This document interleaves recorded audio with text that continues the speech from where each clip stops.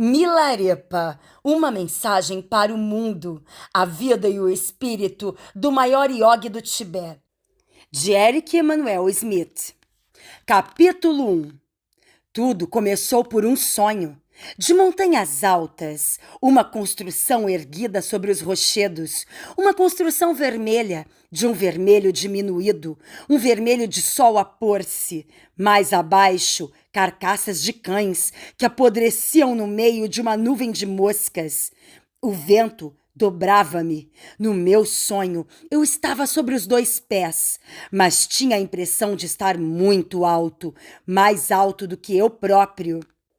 Acima de um corpo bastante fino, seco, como a asa de uma borboleta. Era o meu corpo e não era o meu.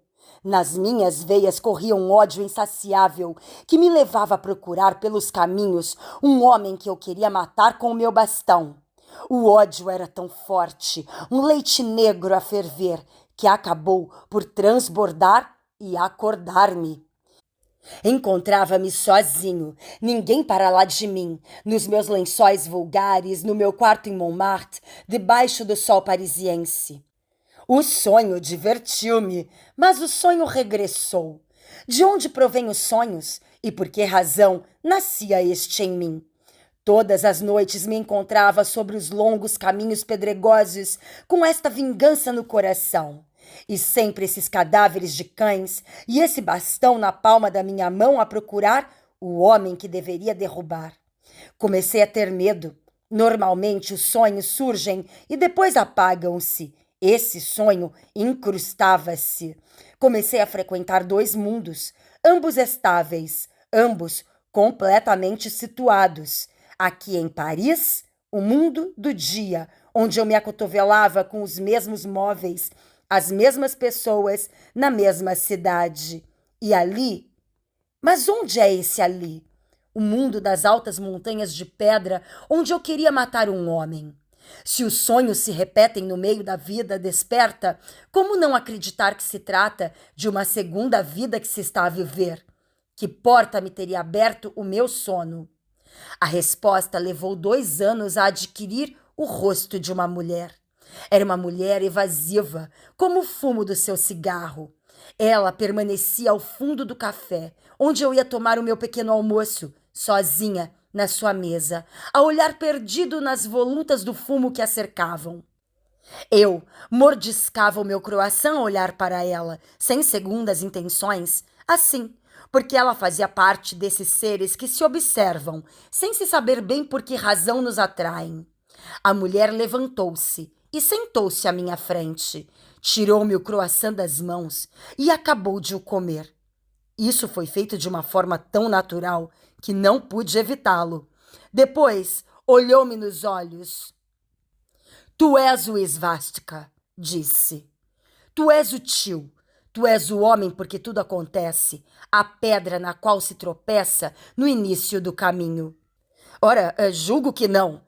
Digo-lhe simplesmente, eu sou o Simão. Não, diz ela. Mas é verdade, eu sou o Simão há 38 anos. Tu não sabes de nada, afirma de uma forma cortante. Tu chamas-te Svastika. Percorres as montanhas dos sonhos há séculos, na tentativa de purgar a tua alma. Tu gostarias de te libertar do ódio, mas não o conseguirás, a não ser contando a história daquele que o combateste. A história de Milarepa, o maior dos ermitas. Quando contares 100.000 vezes, escaparás, finalmente, ao Sansara, a tua migração circular e sem fim. E foi sentar-se no seu lugar, isolando-se atrás de uma parede azulada e instável de fumo. Repetia, 100.000 vezes, ouviste? 100.000 vezes. Claro que disse a mim mesmo que ela era uma louca, mas tinha retido os 2 nomes, Svastika e Milarepa, o tio e o sobrinho, e parti na busca de os identificar. Numa biblioteca, descobri os cânticos de Milarepa, o venerável e poderoso yogi, e empreendi uma viagem ao Tibete, porque queria ir lá acima, ao teto do mundo e li os poemas que ele legou aos seus discípulos e aprendi aos 38 anos que efetivamente me chamava Svástica e que transportava esse nome há 9 séculos. Os meus sonhos disseram-mo: eu fui cão, formiga, roedor, lagarta, camaleão e mosca de merda. Até aí tive poucas vidas humanas para me libertar a contar. Transmigrei bastante mal. Demasiadas vezes ratazana ou rato, demasiadas vezes morto numa ratoeira ou pela goela de um gato. Neste corpo atual, tenho de recuperar. Esta noite, segundo os meus cálculos e dos meus sonhos, devo estar a aproximar-me da 100ª milésima. Será a 99ª milésima, 99ª? Será a 100ª milésima? Com números destes, como querem que se mantenha uma contabilidade precisa? Capítulo 2. A minha história começa no Tibete, na região centro-norte. Eu era pastor. Um dia os demônios infiltraram-se nos corpos das minhas cabras e dos meus iaques. Os animais suavam de febre, pernas trementes e cabeça entontecida. Morriam ao fim de alguns dias, vazias de baba. A doença arruinou-me. Levando apenas algumas trouxas, cheguei à casa do meu primo, com a minha mulher e todos os meus filhos. O primo recebeu-nos em Kiagnatsa muito amavelmente.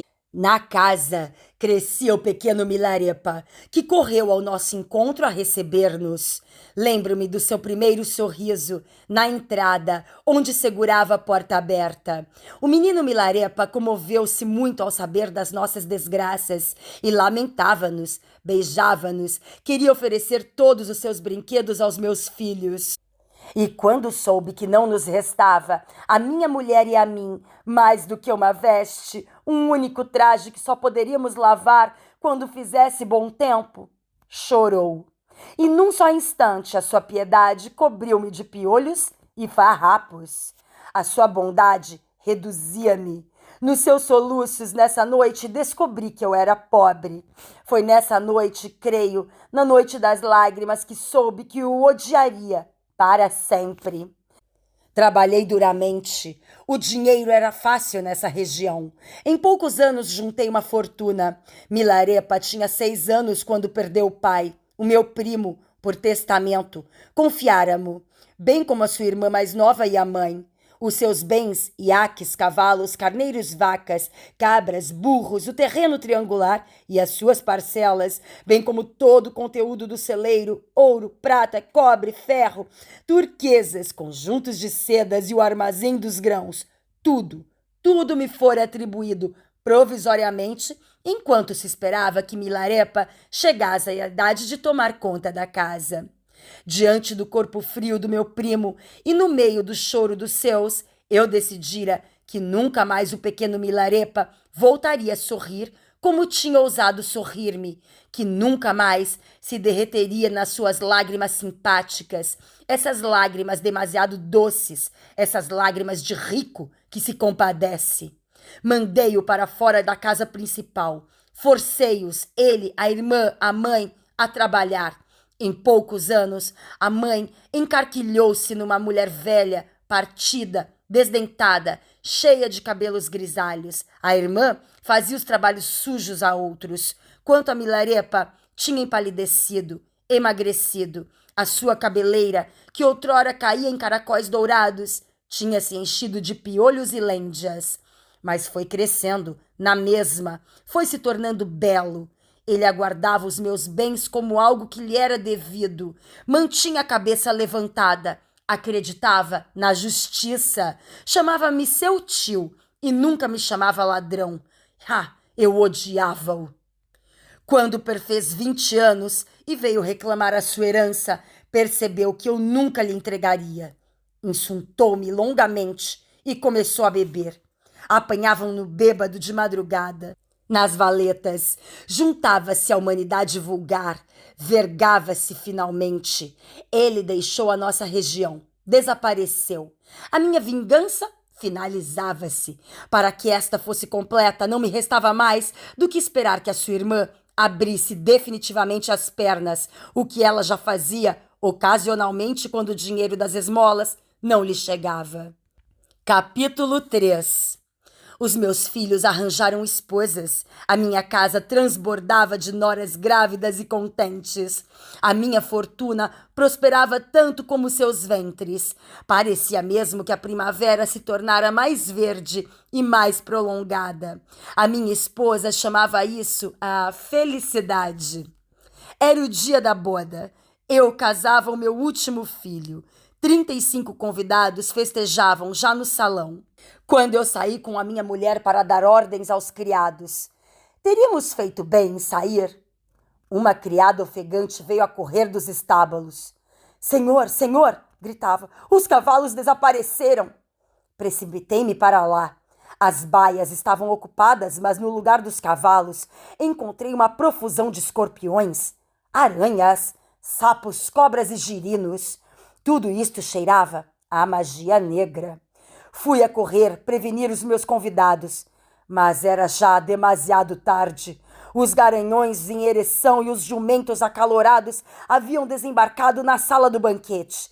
E num concerto de relinchos infernais, os garanhões copulavam com os jumentos, o suor nas garupas e espuma nos dentes. E todos estes cavalos empinados, ofegantes, vociferantes, assentavam coices nas paredes e atingiam as colunas. Bastou apenas um instante para que a casa ruísse, as vigas cedessem, o teto afundasse, e no meio de estalidos de ossos, nos últimos gritos de apelo e desespero, levantou-se uma imensa nuvem de fumo. Depois fez-se silêncio, um silêncio frio, solene, o silêncio dos grandes glaciares no coração gelado do inverno. 35 homens e mulheres, entre eles os meus filhos e as minhas noras, todos mortos. A minha mulher e eu não tínhamos sequer forças para gritar ou lamentar. Por que não tínhamos também morrido? Foi então que Parule Blanche apareceu, dançando de contentamento sobre as ruínas. Milarepa, meu filho, que sejas recompensado. Vingaste-nos a todos. Obrigada por teres aprendido durante todos estes longos anos a magia dos encantamentos.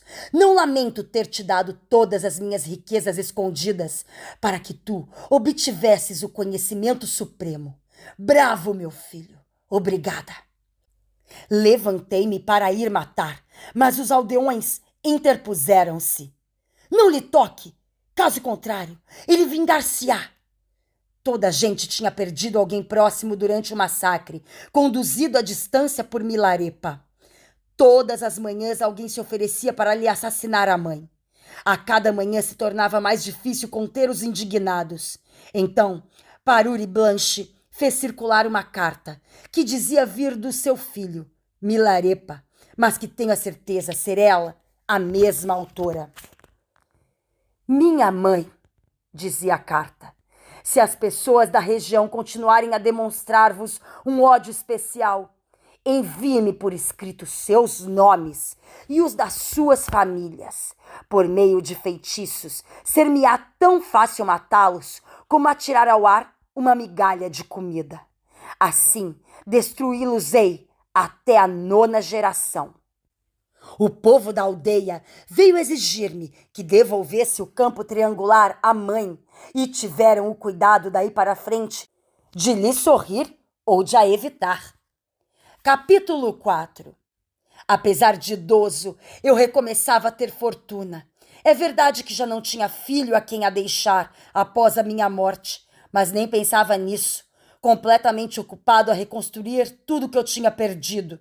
O verão estava magnífico. Não havia memória de ter existido um campo de cereais assim tão bom. Estávamos prontos a ceifá-lo quando, subitamente, uma pequena nuvem apareceu, mas pequenina, pouco maior do que o corpo de um pardal. Depois, Milarepa apareceu, subiu para cima do rochedo que domina o vale e lançou as maldições. Morre, Svástica, a cobra, Svástica, o veneno, morde a tua língua e sufoca com teu veneno, incha, rebenta do ar, da extensão. Tu não passas de um escarro de sapo, um perdigoto de libélula, uma pústula de furúnculo, uma pinga de mijo. Tu não passas de uma merda que tu mesmo cagaste, uma merda com rosto humano, uma merda com cara de cu, uma merda estéril, uma merda que me chateia. Chamou os demônios como testemunhas, invocou todos os santos, contou os maus tratos que tinha sofrido comigo e desatou a chorar lágrimas de sangue. Então, nuvens grossas, nuvens grandes, negras e inconcebíveis amontoaram-se subitamente sobre o vale. Ele gritou e as nuvens despejaram-se numa massa só, como se tivessem sido perfuradas pelos gritos. O granizo abateu-se sobre as terras, as montanhas rugiram de torrentes, um vento forte misturado com chuva arrancou tudo que os cursos de água não levavam. Já não havia searas, não havia mais homens, mais casas, apenas algumas pessoas da aldeia, entre as quais eu e a minha mulher conseguiram refugiar-se nas grutas. Capítulo 5. Há uns dias eu estava de novo no café onde tomo o meu pequeno almoço. Contemplava a mulher esquiva. Ah, sim, é o Simão quem fala desta vez, não o Svástica. O Simão, 9 séculos depois. Atualmente já me habituei a ser diversas pessoas, Simão e Svástica, da mesma forma que me habituei a viver as duas vidas, a do cafezinho sobre a mesa de mármore e aquela onde me deixa o interior dos meus sonhos. Agora uso a primeira pessoa do singular. Para muitos eu. Isso alivia-me. Quando era apenas um único eu, tinha a sensação de estar pesado, bloqueado, asfixiado, condenado a mim próprio como a uma prisão. Assim, eu observava a mulher evasiva, ao mesmo tempo que contava a história de Milarepa a um velho colega de escola, um velho amigo de que me lembro como tendo-o visto sempre velho, mesmo quando tinha 20 anos. Ele disse-me, então, entre duas baforadas do seu cachimbo cético: Tu acreditas na magia? A questão tinha ar de essencial para ele, como a posse de 2 pernas e uma bacia para correr. Fiquei de tal maneira surpreendido que não respondi de imediato. Ele continuava: Eu acredito na tempestade de granizo, mas não creio que um homem e os seus feitiços a possam ter provocado. Eu acredito na tua casa que se desmorona, nos cavalos que enlouquecem, mas não acredito na condução do desastre feita por um mágico. E tu, o que achas?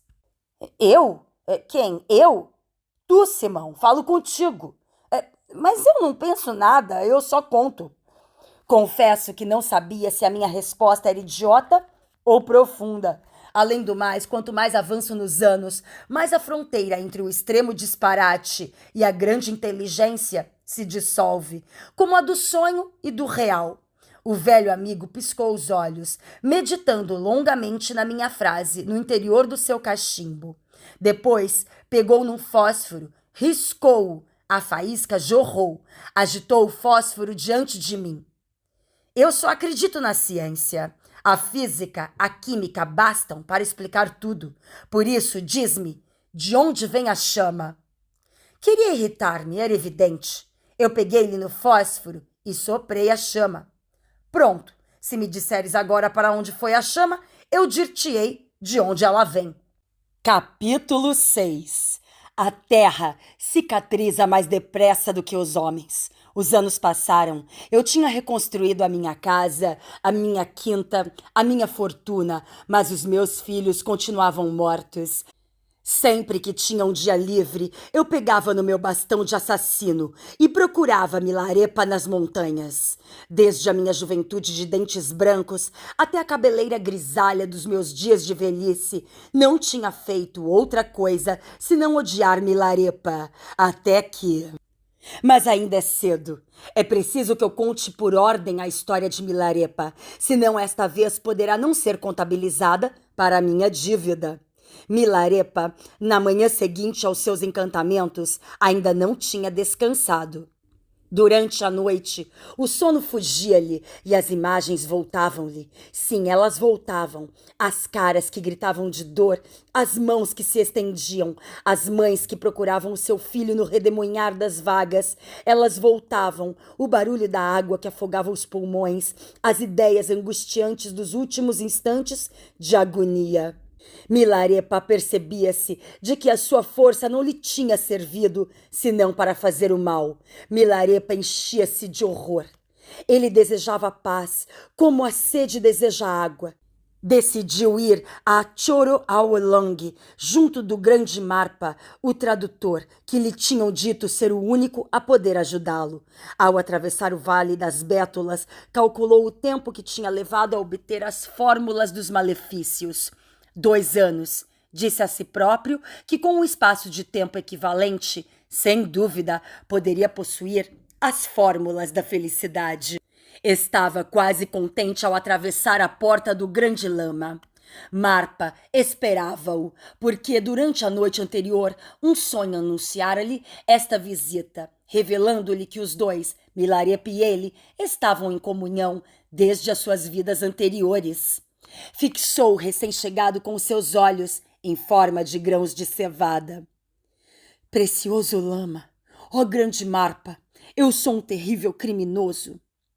Se és criminoso, não te venhas acusar a mim. Ao pecares, não me ofendeste. Ofereço-vos o meu corpo, a minha palavra e o meu coração.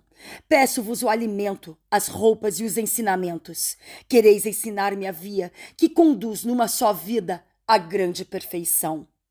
Marpa sacudiu seu traje, como se qualquer coisa o incomodasse. Depois fechou as pálpebras para responder.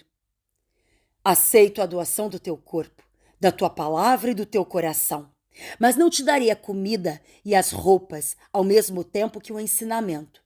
Ou te dou a alimentação e a roupa, e tu procuras a sabedoria de outro, ou te dou a aprendizagem, e tu vais procurar noutro sítio a alimentação e as roupas. É um ou outro. Escolhe. Escolhe o vosso ensinamento. Marpa pôs-se a coçar de forma dolorosa o cotovelo. Milarepa exclamou, então com entusiasmo. Vou mendigar a minha comida e as minhas roupas por todo o vale. Que seja, disse Marpa, ao ver o sangue a assomar o seu braço. Agora sai do templo e leva o teu livro de magia. O teu odor faz tossir os ídolos. O acolhimento do grande lama tinha sido gelado. A esposa dele mostrou-se bem mais hospitaleira e ofereceu a Milarepa uma tigela de sopa, bem como um canto onde se estender. A partir da alvorada, ele começou a mendigar, de alto a baixo do vale. Marpa acabou por ir visitar o seu jovem seguidor, perguntando-lhe quais tinham sido seus crimes.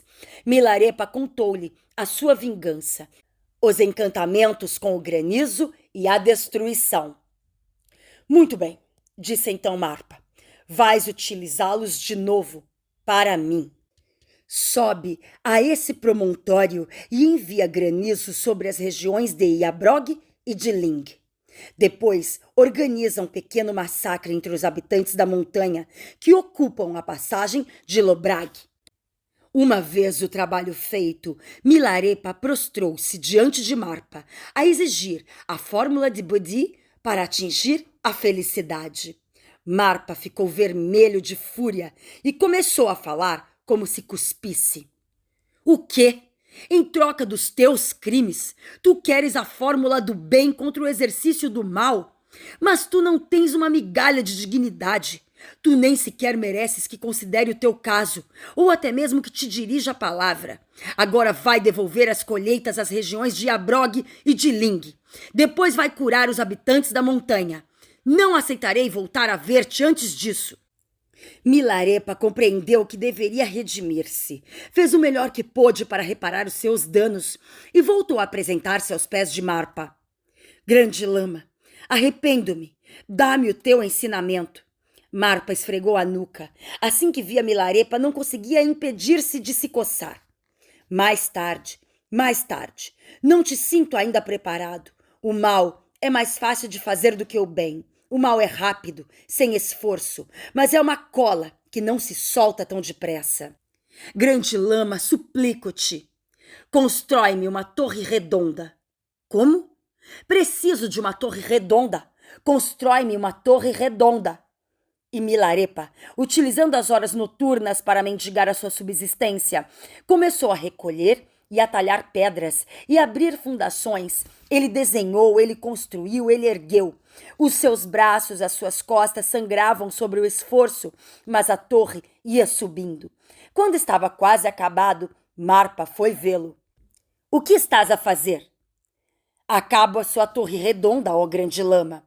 Estás doido? Eu nunca te pedi uma torre redonda. Demole isso imediatamente e volta a colocar as pedras e a terra no sítio delas. Mas, grande precioso, já te disse. E Milarepa faz o que lhe foi dito. Quando já tinha tudo demolido, devolvido as pedras e a terra aos seus lugares, prostrou-se diante de Marpa. Grande lama, arrependo-me, dá-me o teu ensinamento. Faz-me uma torre em forma de meia-lua. Milarepa, sem protestar, meteu-se ao trabalho. Pelo menos desta vez sabia onde ir buscar a terra e as pedras. E Milarepa, utilizando as horas noturnas para mendigar a sua subsistência, começou a recolher e a talhar pedras e abrir fundações. Ele desenhou, ele construiu, ele ergueu. Os seus braços e as suas costas sangravam sob o esforço, mas a torre foi subindo. Quando estava quase terminada, Marpa foi vê-lo. O que estás a fazer? A torre em meia-lua, grande lama. Aquela mesma que tu pediste. Eu? Teria eu tido uma exigência tão absurda? Demole essa verruga imediatamente e volta a colocar as pedras e a terra nos sítios delas. Milarepa teve vontade de chorar, mas as suas mãos e as suas costas, rasgadas pelos blocos de granito, encarregaram-se de deitar sangue em lugar das lágrimas. De manhã, Marpa entrou na sua cela com um grande sorriso. Estive a pensar, Milarepa. Faz-me uma torre triangular. Tende certeza, grande lama? O grande lama começou a coçar-se como se Milarepa fosse uma pulga ou um moscardo. Alguma coisa de insignificante e, contudo, insuportável. Será que eu tenho o hábito de dizer coisas sem nexo? E Milarepa, utilizando as horas noturnas para mendigar a sua subsistência, começou a recolher e a talhar pedras, a abrir fundações. Ele desenhou, ele construiu, ele ergueu. Os seus braços e as suas costas sangravam sob o esforço, mas a torre foi subindo. O seu corpo não passava de uma grande chaga. Por vezes, ao anoitecer, a esposa do lama vinha, às escondidas, trazer-lhe ungüentos para as feridas, assim como uma tigela de sopa. Quando Milarepa havia terminado a torre triangular, foi anunciá-lo alegremente ao grande lama. Grande lama, acabei a tua torre triangular, dá-me o teu ensinamento. Que coisa absurda! Demole esse edifício inútil e volta a colocar as pedras e a terra no sítio. Mas, grande precioso, já te disse. O grande lama não levantou sequer as suas pálpebras violetas para olhar Milarepa.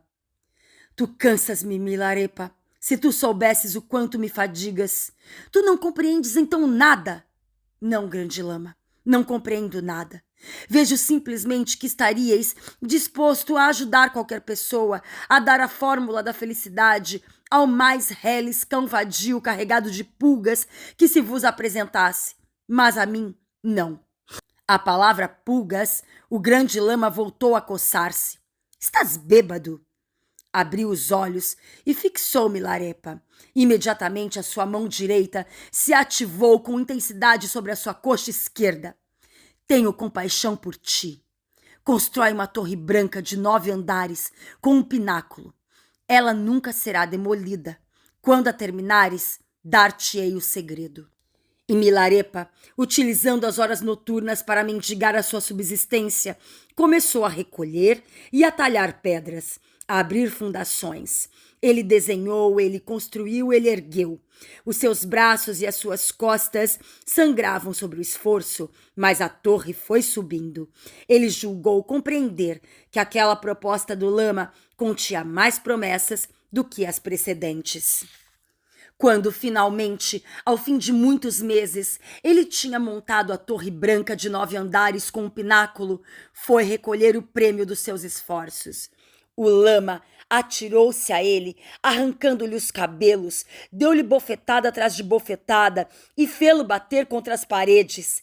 Sem ter tido tempo para reagir, Milarepa viu-se a sangrar, inchado no chão, com por cima de si, ameaçador, um homem que observava o mínimo sinal de vida das suas pálpebras para lhe aplicar uma nova pancada.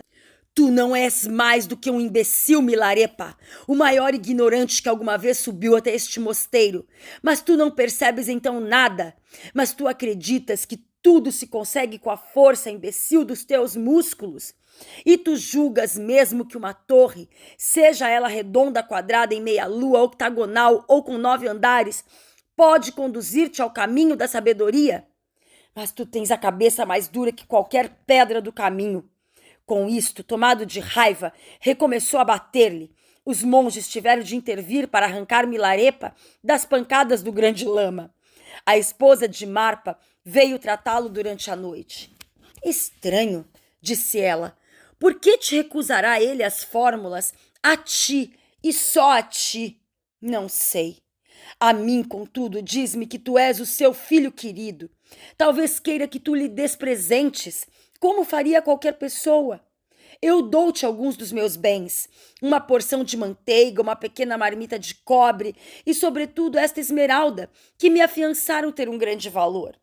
Quando de manhã Milarepa apresentou os seus embrulhos num estojo de seda, o Lama correu com ele a pontapé. Todas essas coisas já me foram oferecidas. Não quero que me dê os meus próprios bens em pagamento. Se tens algo para me dar, terás de o ter ganhado. Grande Marpa, vou-me embora. No lugar da doutrina, apenas obtive insultos, pancadas, um esgotamento total das minhas forças. Onde vais? Quando chegaste aqui, deste-me de imediato o teu corpo, a tua palavra e o teu coração. Tu pertences-me. Eu poderia cortar-te o corpo, a palavra e o coração em 100 pedaços. Tu és meu por juramento. Milarepa permaneceu então e disse para si próprio que nunca poderia atingir o estado de Buda nesta vida. Gosto muito desta parte da história. Enfim, Svástica gosta muito. Mas eu também.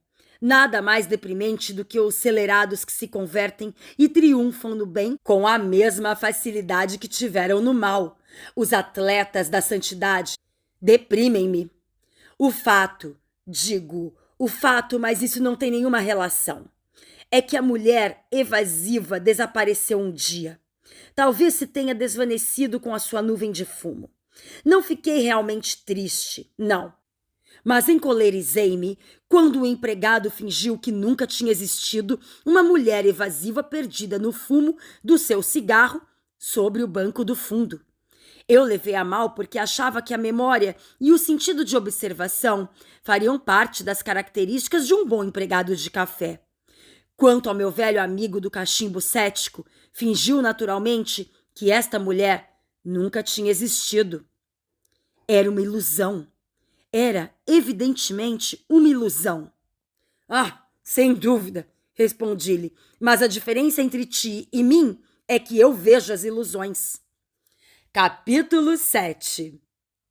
Milarepa, recluso na sua cela, convencido da sua impotência, pensava. No tempo em que praticava o mal, tinha víveres e presentes para oferecer. Na altura em que pratico a religião, já não possuo nenhum bem. Se tivesse metade do ouro que dei para fazer o mal, obteria a iniciação e a doutrina secreta. A religião é interdita ao pobre. Não acreditando mais nas promessas do Lama, decidiu acabar com os seus dias. Preparou uma taça com veneno. Uma vez que nesta encarnação, nesta carne de Milarepa, não obterei jamais a doutrina, uma vez que não faço mais do que cometer erros, então vou matar-me. Espero no além renascer num corpo digno da religião. A mulher do lama parou-lhe o gesto. Atenção, Milarepa. Não há erro maior do que acabar com a própria vida. Com um karma desses, nunca mais te resolverás e vais acabar em pulga ou em mosca de merda. Quando o lama soube que Milarepa, prostrado, não corria o risco de morrer, mas não tinha o desejo de viver, sorriu e pediu que lhe trouxessem. Pela primeira vez, olhou-o, sem fazer caretas nem se coçar, e disse-lhe calmamente: até agora, tudo se passou na ordem certa. Não poderia ter sido de outra maneira. Não há falsidade em qualquer um de nós.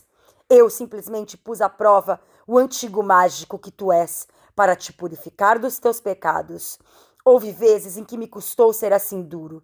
Se tivesse cedido à piedade como a minha mulher, ter-te-ia envolvido numa indulgência sincera, mas estéril. A piedade não permite a ninguém corrigir-se. Cada torre construída por ti foi um grande ato de fé. Tu nunca decepcionaste.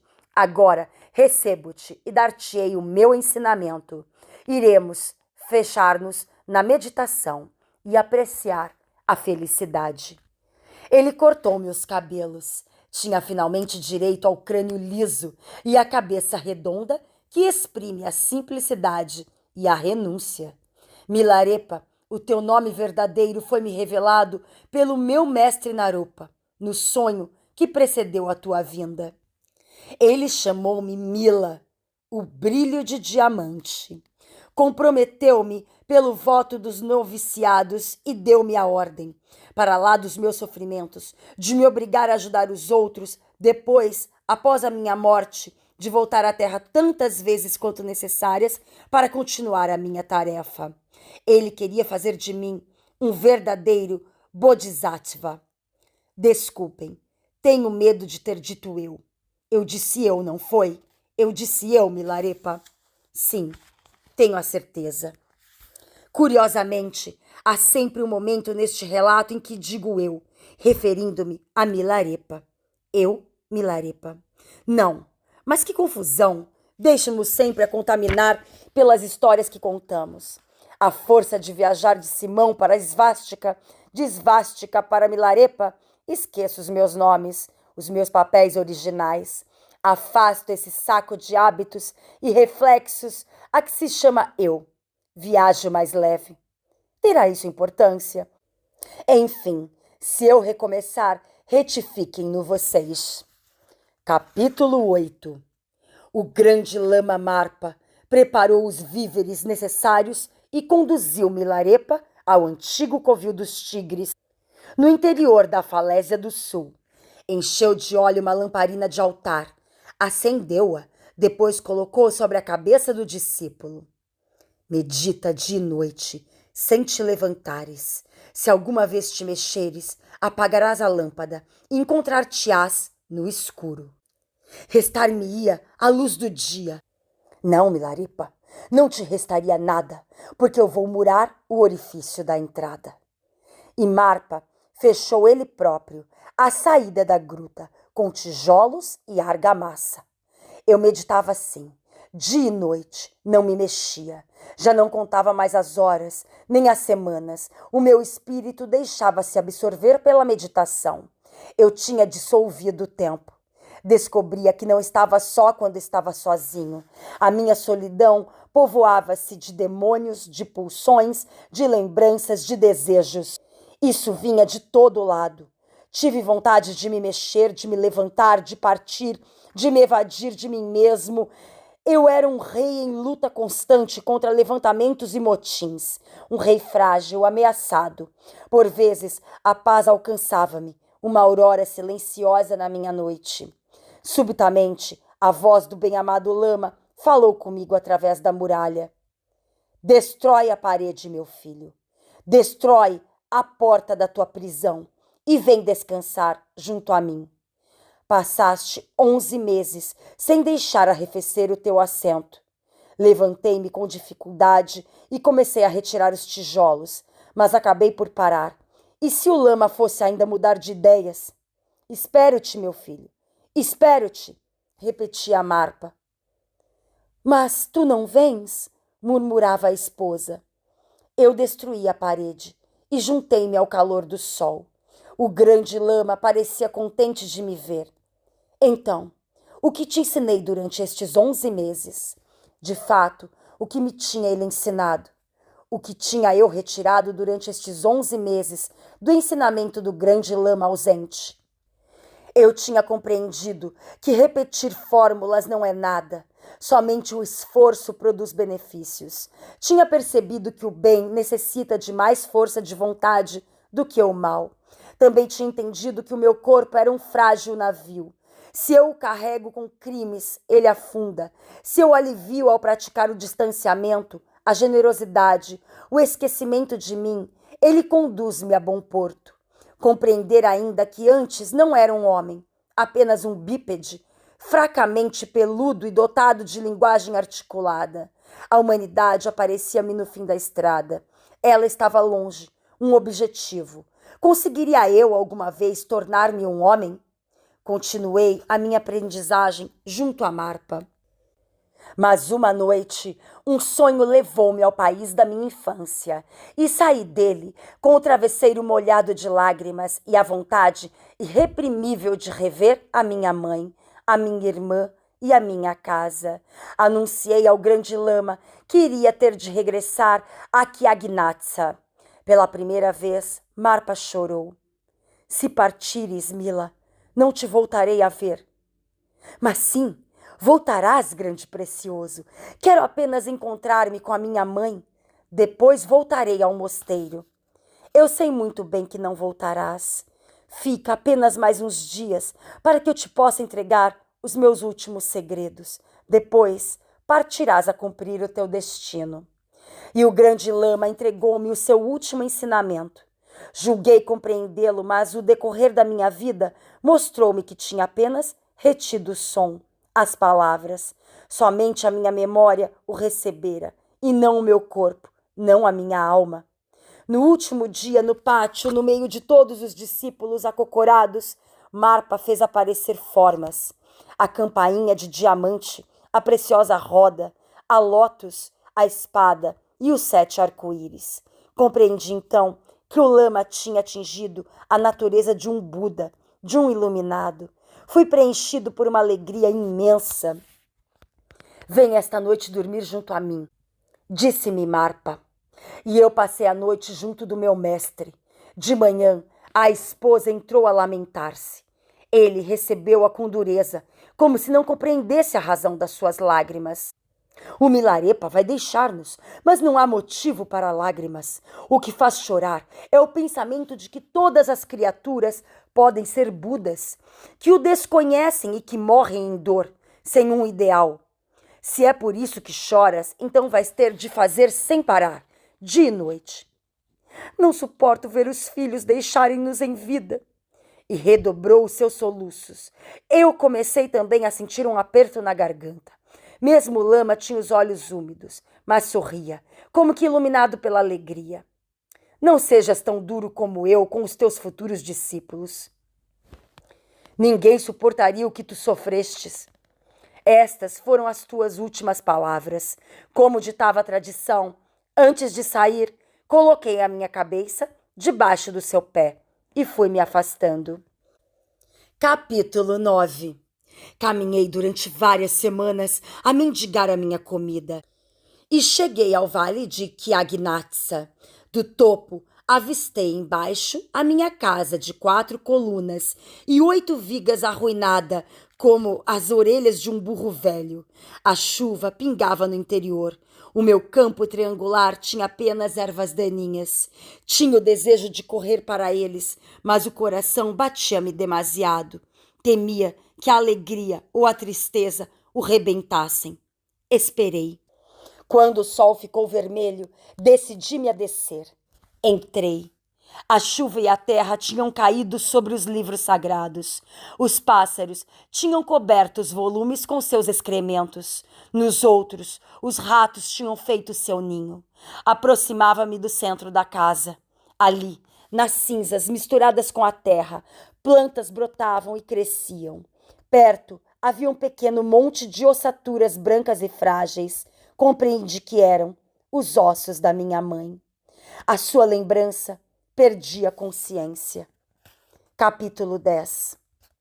Desejar demasiado perturba a alma. Eu tinha desejado demasiadamente revê-la. Esta sede tinha me habitado durante semanas.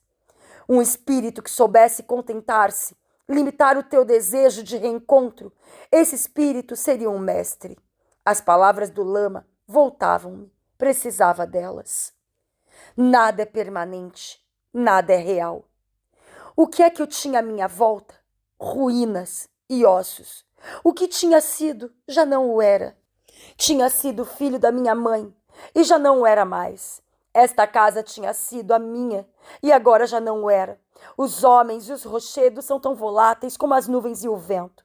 O nosso reencontro entre a minha mãe e eu tinha sido uma ilusão. A nossa separação, outra ilusão. Entrei em contemplação e vi com clareza que o meu pai e a minha mãe estavam livres da dor da transmigração. 7 dias se passaram antes que eu saísse da minha meditação. Carregava os livros às costas, transportava os ossos da minha mãe na frente das minhas vestes. Assim que me colocava sobre as 2 pernas, o desgosto abatia-me de novo. Ficava pesado, titubeante. Compreendi que eu estava longe de Buda. Agarrava-me demasiado às coisas. Não tinha renunciado a nada. Tinha agora de iniciar o meu retiro no deserto. Capítulo 11. Milarepa partiu para uma caverna para meditar. Foi nessa época que eu o encontrei. Falo de mim, Svástica, o tio.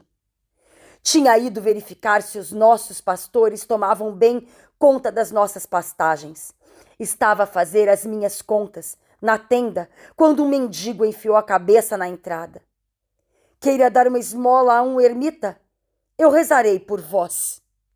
Reconheci-o imediatamente. Espécie de desgraçado, desaparece daqui. Como ousas aparecer depois de todo o mal que fizeste aqui? Ele começou a defender-se, pretendendo que tínhamos sido nós, o seu tio e tia, que o tínhamos despojado de bens e empurrado a fazer o mal. Corri-o a paulada e depois acirrei-lhe os cães. Corri para a aldeia para contar tudo à minha esposa. Ainda mal tinha acabado quando ouvimos Milarepa bater à nossa porta. Não te mexas, disse-lhe eu. Vou desembaraçar-me definitivamente dele. Desci com meu arco e as minhas flechas. Dei ordem para que abrissem a porta principal e visei-o. Meu tio gostaria de lhe dar o usufruto do meu campo em troca de farinha e de alguns condimentos. Houve um murmúrio à minha volta. Toda a gente achava a proposta nobre e justa. Toda a gente pensava que eu deveria aceitar. Eu não suportava que pensassem por mim. A cólera inchou-me as veias, a baba jorrava-me dos lábios, o meu coração cedeu. Capítulo 12. Lembro-me muito mal dos meus últimos meses no corpo de Svástica. Estava muito doente, bastante incapaz de me ter de pé. Estava, como eles dizem pudicamente, bastante enfraquecido. Se pelo menos eles houvessem tido razão, enfraquecido. Havia, contudo, 2 coisas que não enfraqueciam em mim: o ódio a Milarepa e o medo da morte. Milarepa retirou-se para uma gruta de rocha branca, para lá de todo o território habitado. Sobre uma pequena esteira dura, ele contemplava, as pernas unidas por uma corda de meditação. E alimentava-se apenas de urtigas. O seu corpo esvaziara-se como um esqueleto e adquirira a cor de urtiga. Até os seus pelos se tornavam verdes. Dir-se-ia um cadáver. Restava apenas um pedaço de pano furado que lhe apertava os rins, a sua única vestimenta. Reduzira-se a tão pouco que lhe chamavam homem de algodão. Uma reputação de grande santidade rodeava o seu retiro. Os discípulos acumulavam-se. Tudo que escutava sobre ele fazia-me pior do que 100.000 golpes de lança. O resto dos meus dias ou das minhas noites, uma vez que eu já não os distinguia, era perturbado pelo medo da morte. Na verdade, não era a morte que me angustiava, não. Era o medo de perder o que tinha acumulado numa vida, as minhas turquesas, as minhas louças, as minhas sedas, o meu cetim, o meu ouro, os meus cereais, as minhas terras, o meu pequeno copo de chang. Tudo isso iria cair noutras mãos, incompetentes, incapazes, odiosas, mãos que não o tinham merecido. A morte era um rapto. Muitas vezes de noite erguia-me no meu leito e gritava: acudam, que é ladrão, acudam. Achava-se que eu me dirigia a Milarepa, mas era a morte que eu apostrofava. A morte que me esperava para me roubar, tranquila, segura de si, inelutável, essa ladra mascarada, entrada desde há muito na casa da minha vida e que, dissimulada, esperava sua hora. Em volta da minha cama, instalada no meu quarto, ela troçava de mim. Fazia-me marinar no meu próprio suor, inchar de sofrimento em dor, de sonho em insônia, lentamente, seguramente, porque ela sabia que de forma inexorável recuperaria tudo, o meu corpo, o meu tempo, as minhas vestes, as minhas riquezas. Acudam, que é ladrão. Quanto mais temia a morte, mais odiava Milarepa. Os dois pensamentos associavam-se. O homem de algodão tinha sabido afastar-se de tudo o que eu não queria deixar. Sem dúvida, que pareceria miserável aos olhos dos ricos, feio aos olhos das raparigas, fraca aos olhos dos fortes. Mas eu sabia que, com os seus ossos salientes debaixo da pele de cera, ele era profundamente feliz. Ele, o homem de algodão, que não se prendia a nada, nem sequer ao pano furado, que teria podido dissimular-lhe o sexo, porque me tinham vindo contar que ele se passeava totalmente nu, verde e nu. Verde e nu, no meu túmulo. E, contudo, eu sabia que o verdadeiro vivo era Milarepa e que seria eu o verdadeiro morto. Não há presente mais cruel do que uma lucidez que se assume à forma do ódio. Nas minhas últimas horas sobre as terras do Tibete, no meu leito de dor, entrevia, finalmente, a sabedoria. Ela tomava a forma daquele que eu abominara, sobre quem me tinha lançado toda a minha vida. Lembro-me ainda do meu último suspiro. Não era um murmúrio de remorso, não. Era um grito de ódio. Capítulo 13. O tio Svastika morre. Ele erra de corpo em corpo desde há séculos e acabou por se instalar em mim, Simão, batendo uma noite à porta dos meus sonhos. Quer dizer, quando eu digo acabou, não é verdade. É porque eu espero aproximar-me, Simão Svastika, da 100ª milésima vez. Uma vez que, de acordo com os meus cálculos, enfim, já veremos. O que o tio Svastika não soube nunca foi que a tia, assim que o corpo do marido arrefeceu, carregou um iaque com alguns víveres e dirigiu-se ao rochedo branco onde residia o seu sobrinho. Milarepa meditava ali na companhia da sua irmã, que tinha acabado por o encontrar depois de uma vida de prostituição. A tia não ousava atravessar a ponte que conduzia à entrada da gruta. Milarepa, estou cheia de remorsos. O seu tio morreu no meio de sofrimentos atrozes. Eu compreendi que nós passamos toda a nossa vida a tomar o caminho errado. Milarepa, poderás tu ajudar-me? Acho que preciso de ti. A irmã levantou-se, insultou a tia, remontou ao passado mais longínquo e defendeu que toda a desgraça da sua família vinha do tio e da tia. Qual infelicidade? Perguntou-lhe Milarepa. Eu sou feliz como nunca fui antes.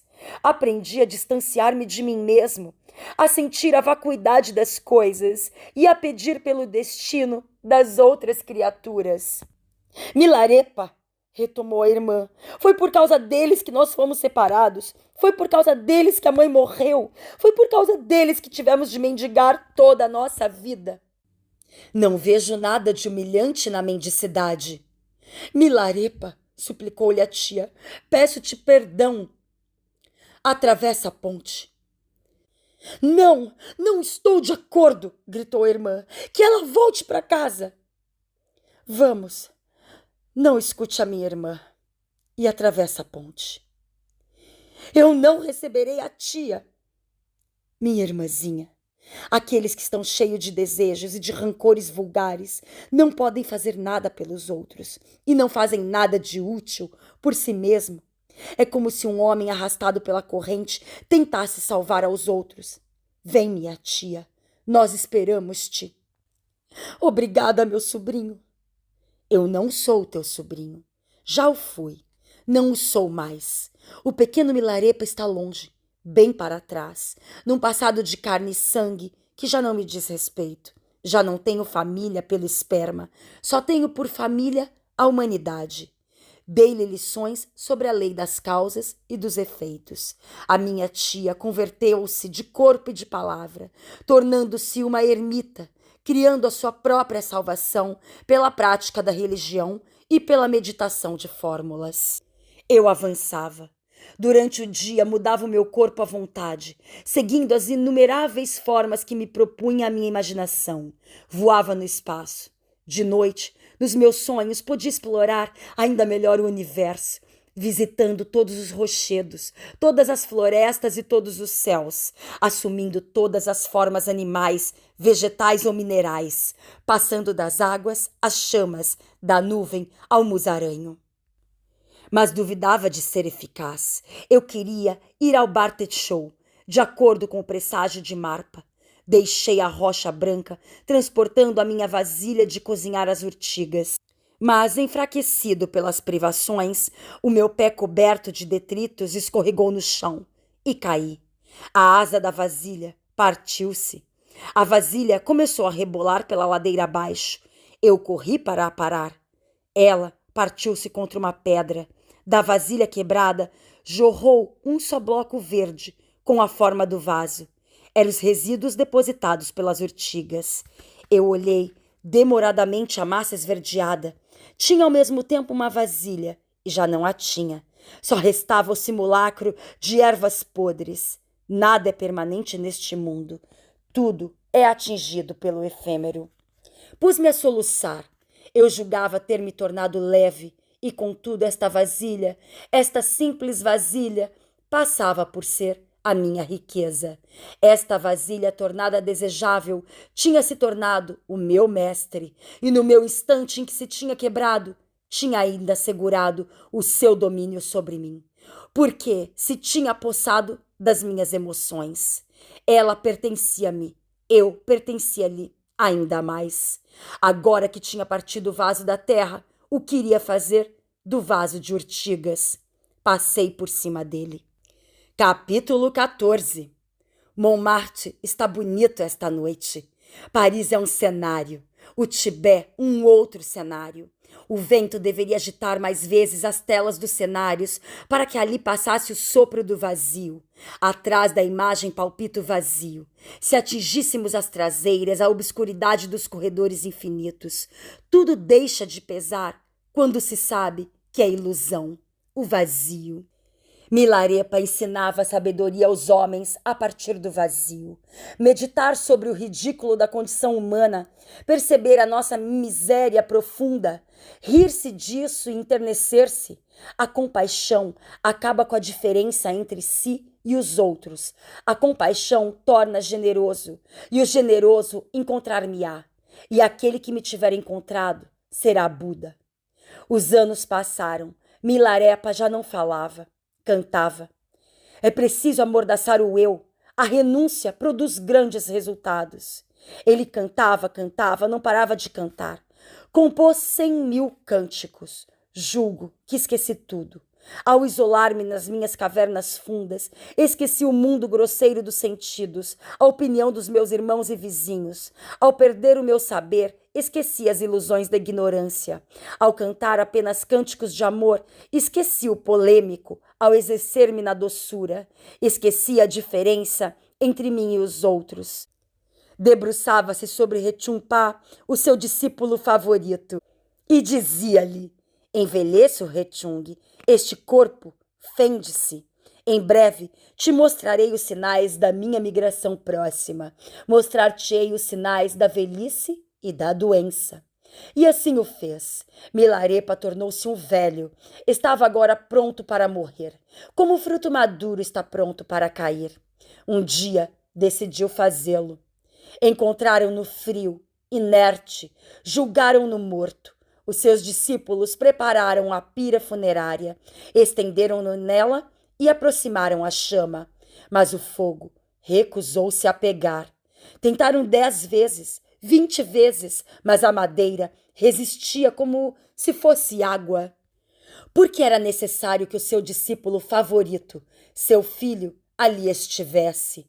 Quando Retumpá chegou, Milarepa sorriu-lhe e beijou-o. Queria que me visses morrer. Não podia partir sem estar seguro de ter semeado todas as minhas sementes. Virou-se para os seus discípulos. Debaixo do poder da verdade última não existe meditador, objeto de meditação, sabedoria definitiva, corpo de Buda. O Nirvana não existe. Tudo isso não passa de palavras, maneiras de dizer. Disse isto e ficou imóvel. Capítulo 15. Foi assim que, chegado à idade de 84 anos, o 14º dia do mês de inverno, da lebre do bosque, debaixo da 8ª constelação lunar, ao nascer do sol, em 1115 do nosso calendário, o mestre Mila, o brilho de diamante, Vajra risonho, revelou os sinais da morte. Partir do vazio, concluir no vazio. Será a 100ª milésima vez esta noite? Será a última vez que Svástica terá contado o destino do sobrinho de quem não soube ser irmão? A cada vez apercebo-me de que estou menos impaciente de chegar ao fim do relato. A cada vez tenho mais medo. Será mesmo a última vez? Hoje será o meu dia. A profecia precisa que só saberei quando a escuridão chegar. E assim fez-se a escuridão. Fim. E assim chegamos ao fim de mais um audiobook. Se você gostou, por favor, deixe seu like e principalmente se inscreva no canal. Até a próxima!